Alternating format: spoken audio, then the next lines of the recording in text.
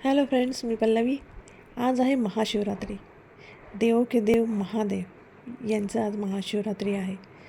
सर्वांचे आवडते असे महादेव भोले बाबा यांची आपण एक सोप्यातली सोपी रांगोळी कशी काढायची आज ते बघूयात.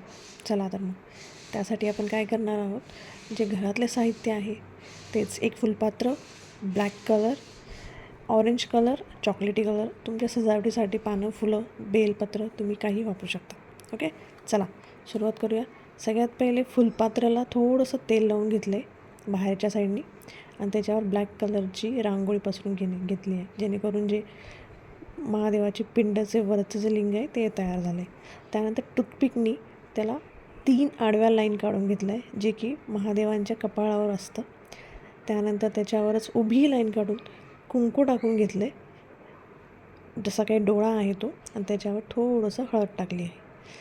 मग जे पिंडचा आकार असतो त्यासाठी मी ऑलरेडीच खडूनी काढून घेतली होती, त्याच्यावर पण आपण ब्लॅक कलर टाकून घेऊयात. बघा, असा ब्लॅक कलर टाकून घेतला आणि त्यानंतर तुम्हाला फुलं, बेलपानं यांनी ते आपण सजवून घेतलं आहे. जी आउटलाईन आहे बाहेरची पिंडाची, त्याच्यामध्ये आपण रुद्राक्ष खूप प्रिय आहे भोलेबाबाला, म्हणून आपण रुद्राक्ष काढण्याचा प्रयत्न करतो. त्यासाठी आपण चॉकलेटी कलरच्या रंगाने एक राऊंड सगळे डॉट टाकणार आहोत आणि त्यानंतर छोट्या टूथपिकच्या साईन त्याच्यावर डिझाईन काढणार आहोत, जसं की रुद्राक्षवर असते तशी.